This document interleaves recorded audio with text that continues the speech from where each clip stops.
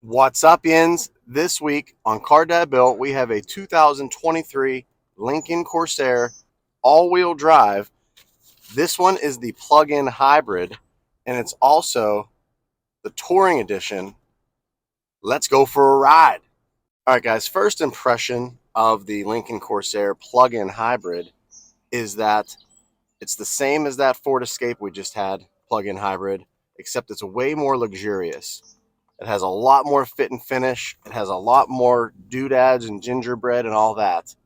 And it looks spectacular on the outside.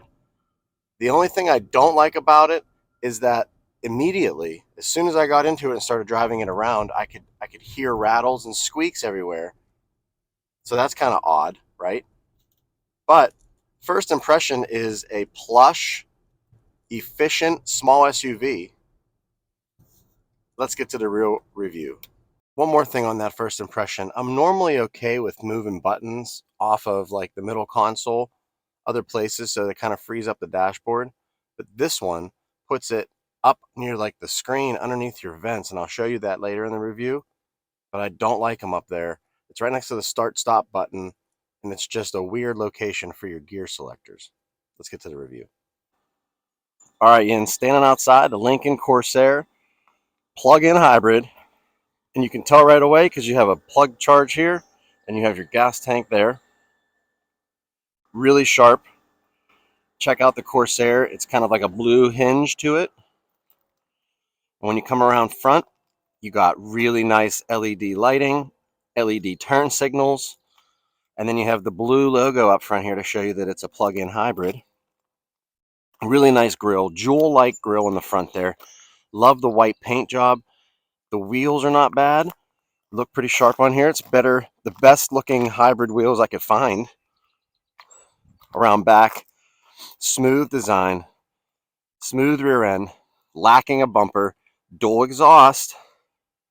And when you open it up, this whole thing opens up. The whole hatch pops open. I'll show you that later. But overall, love those LEDs in the back. So your tail lights are actually these. Then you have your turn signals, and then you have your running light, and it goes all the way around the back, and it looks really clean, really luxurious. Let's hop inside. All right, Jins, inside the Lincoln, and look at this thing. Look at the materials. Look at the leather wrap. Your seat controls here. Then down below there are all your headlight controls. Power steering wheel, which is nice. And then look at that trim. Look at how that trim is just built in, looking sharp all the way across. 3D. Speakers in the doors, speakers in the doors. Really clean, really luxurious. The back seats are equally luxurious, and we'll get to those in a second. But just look at this console, dashboard, big screen. Really nice looking, really clean and luxurious. And then you have your voice activated button right there. Really elegant toggle switches here. Toggle up and down, side to side. Cruise control. When you turn cruise control on, it appears on both sides of the steering wheel. So that's pretty cool. And the buttons are actually behind. Same thing over here. Selections, back and forth. And then this toggles through the screen up there. And you can see my average MPG of 31.3. Actually, the fuel economy is down there. 31.8. Not bad. Pretty good. Digital screen. Everything up there is digital. This is your lane. You know, you're watching the car in front of you and seeing how far you are from that. It tells you when you get too close, stuff like that. And then down here, if I can zoom in a little bit for you, it has the gasoline range on the right or on the left, and then it has your plug-in electric range on the right-hand side. So that makes that kind of nice. And then this is what I was telling you earlier. I don't like how that's set up. I feel like it needs to be like over here maybe, or maybe even like a button down here or something like that. But being up there, it's kind of goofy. I know Lincoln does that on most of their cars. They have it up top. But It's just awkward for me. I don't really like it. Down here is your parking brake, and then your plush leather seats. Each front seat gets adjustable and massage. When you hit the massage button up on the screen, you can adjust the different cushions, and then you can hit the massage button and it starts massaging your back. It's pretty awesome. Let's go in the back seat and check it out. Can you guys hear that chime? That's the chime when you open the door. Back door, pop it open. These seats actually adjust forward and backward, so you have more leg room if you need it. You also can fold it down completely so you have more room in the trunk. But heated seats back here, cup holders, static seat belts so the kids can put their seat belts on themselves, and it's just a clean, luxurious back seat. To the rear, underneath, all the way on the right side, is your button to open your trunk, and there you go. Huge trunk, speaker back here. Ford gives you a charging cable to take with you. I use mine at home. Really clean, and you can see how the back here is moved back as far as it can, and then the front I slid forward so we can fit Joey's goalie bag in here. But fitting 2 hockey bags in this thing is pretty much all you're going to get in there. Let's go for a ride. All right, Jens, before we get out on the road, let me adjust this camera. Let's go over the Corsair's Monroney. This one is a 2023 all-wheel drive Grand Touring 2.5-liter i4 hybrid engine with the plug-in capabilities, and it has the automatic transmission. Pristine white metallic exterior, premium leather trimmed ebony, and cashew on the interior. Pretty awesome, right? They don't have an MSRP on this one because it's not for sale, right? But I showed you that 31.8 is the CDB real MPG on this one. They don't have a EPA data on this Monroney, so we just go off of what's happening on the dashboard. We have electric range of 20 miles once it's fully charged, and then we have about 300 miles, maybe 280 with just gas. And we're averaging 31.8 gas hybrid mileage, which is not terrible. For a vehicle this size, I kind of think that's reasonable. Anything in the 30s is pretty reasonable for a hybrid drive. Let's get out on the road and talk about it. All right, Jens, I did a little bit of research as well, and the MSRP on these is $53,000, and then you add your options on top of that. So this one's probably optioned up pretty good. It's probably closer to 60 grand, or if not more, but they don't have the MSRP on the actual Monroney. So based on the data that I found on the internet, 53,000 starting price, and it goes all the way up to 60 grand. All right, Jens, we're getting out of the parking lot, and we're going on my road, my favorite road, to give it a little bit of a ride and talk about some things about this Lincoln, because to be honest with you, like I said in the beginning of the video, when this thing came, can you not be excited for a Lincoln SUV, right?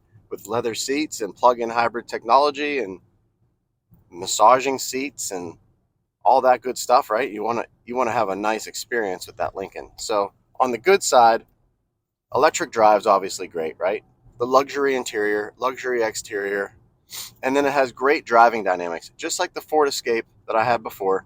The Ford Escape hybrid, plug-in hybrid, and regular hybrid are really, really fun to drive. They're really comfortable vehicles.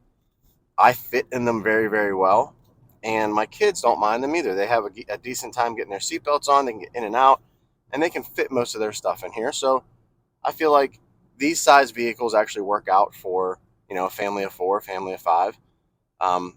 They're not too bad.